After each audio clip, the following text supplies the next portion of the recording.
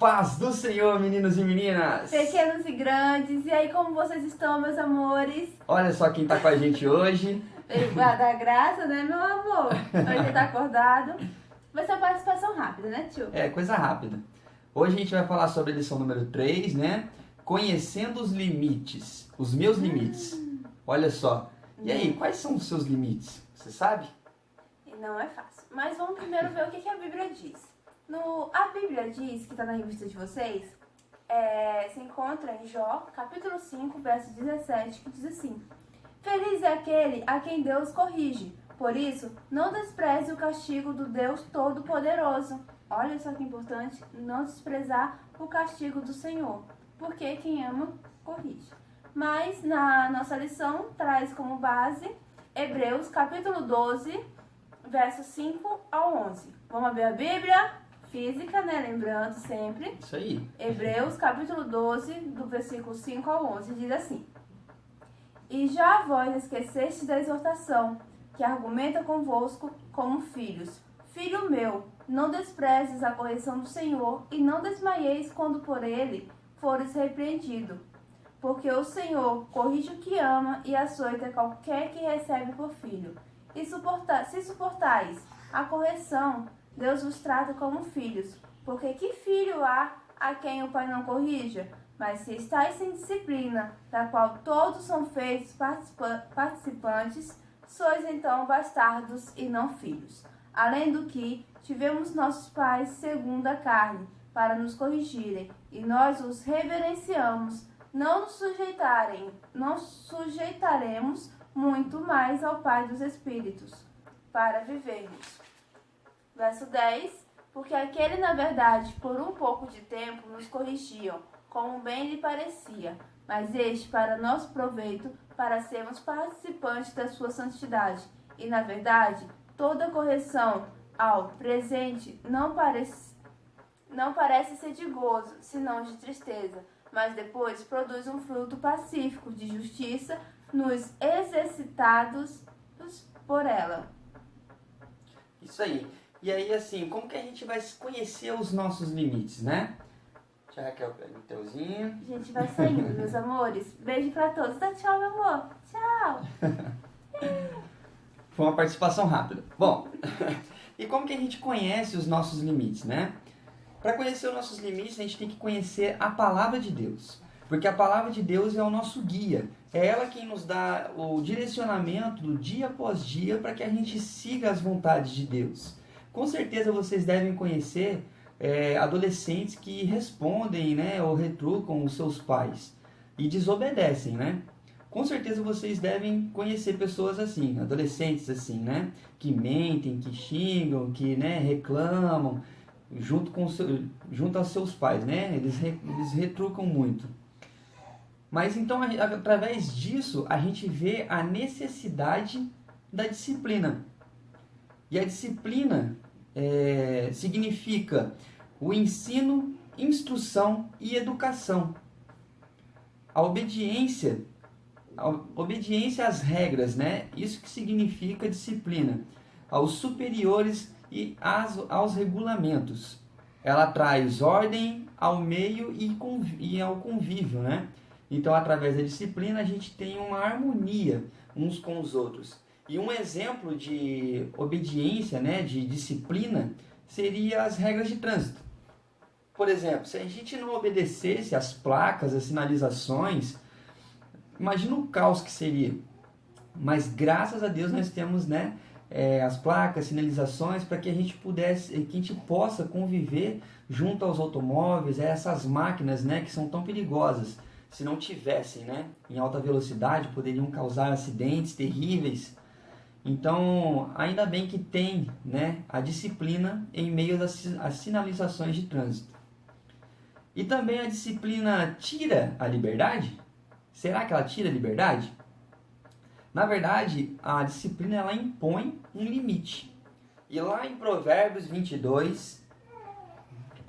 capítulo 22, versículo 6, diz assim: Instrui o menino no caminho em que deve andar, e até quando envelhecer, não se desviará dele.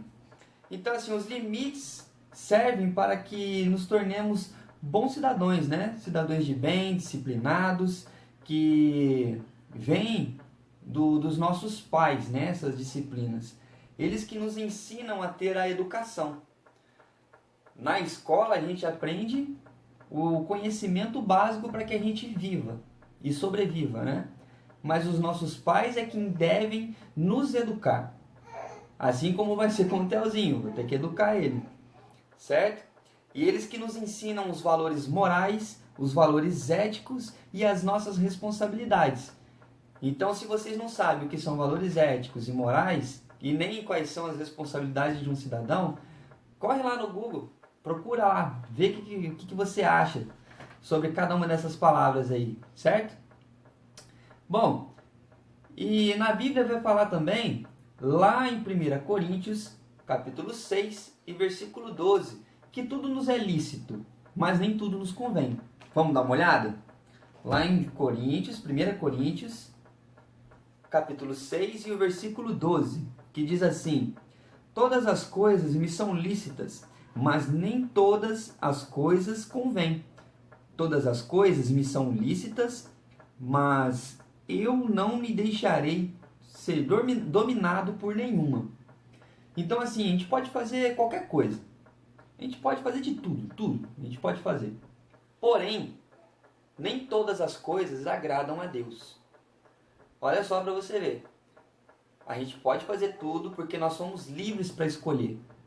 Mas nem tudo que a gente faz agrada a Deus. Então, toda vez que a gente se deparar com uma escolha, o que a gente deve fazer? Parar e nos perguntar: o que Jesus faria? Essa é uma pergunta muito importante, tanto para vocês, jovens e adolescentes, como também para os adultos, para os senhores de idade, né, os nossos anciões. Isso é muito importante. Porque não é porque você é mais velho que você não erra. Pelo contrário, todos nós erramos. Mas então a gente deve parar e analisar a situação e sempre pensar: o que Jesus faria nessa situação? E por isso nós devemos ter também o conhecimento e saber separar o que agrada a Deus e o que não agrada a Deus. Mas um servo de Deus, um filho de Deus, fiel, tem o Espírito Santo consigo. E lógico, o Espírito Santo é quem nos guia. Mas a gente tem que estar sensível à voz do Espírito Santo e sempre ouvir o que ele tem a nos ensinar. E para isso, a gente precisa ter sabedoria. A gente precisa ter sabedoria, né? E para aumentar a nossa sabedoria, a gente precisa ler a palavra de Deus. Para que a gente tenha maturidade espiritual. Porque nós devemos ser parecidos com Jesus. Lendo a palavra, orando, jejuando, ajudando ao próximo e também perdoando. O mais difícil é perdoar, né? Mas a gente tem que perdoar. E lá em Mateus 6, capítulo 33, Mateus capítulo 6, versículo 33, diz que nós devemos priorizar o reino de Deus. Quer ver? Vamos lá? Mateus 6, versículo 33, que diz assim: mas buscai primeiro o reino de Deus e a sua justiça, e todas as coisas vos serão acrescentadas. Então nós temos que priorizar o reino de Deus. Tudo que for para agradar a Deus, que for para o reino de Deus, seja para louvar, seja para adorar, seja para pregar, a gente tem que priorizar isso. Porque é através disso que Deus nos abençoa. Não é uma moeda de troca, tá? Isso aqui tem que ser de coração. A gente tem que se doar verdadeiramente para o reino de Deus.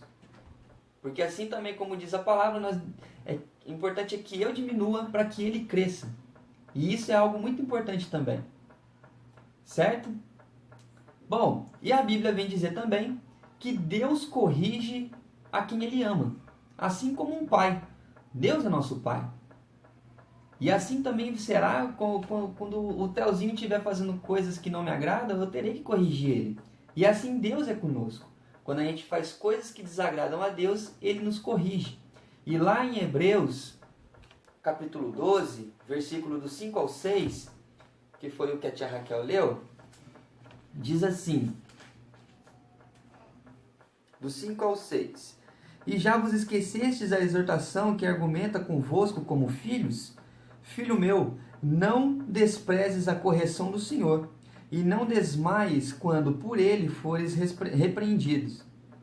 Porque o Senhor corrige o que ama, e açoita a qualquer que recebe por teu filho.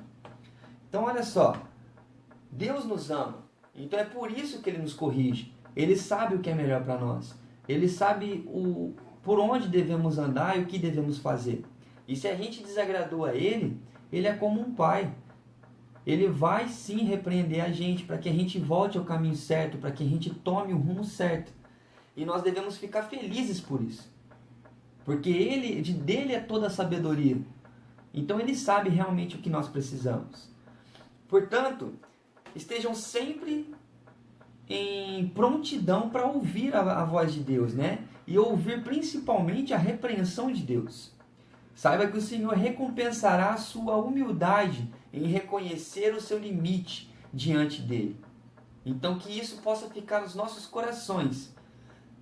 Que essa lição esteja guardada em seus corações e que a gente possa ter a obediência total a Deus. E também aos nossos pais, porque eles são mais velhos que nós. Então eles têm a sabedoria essencial, né, e necessária para que nós possa nos repreender e para que a gente tome um rumo certo.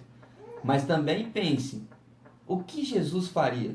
Fique com essa pergunta no seu coração e carregue dia após dia, em todas as situações da sua vida.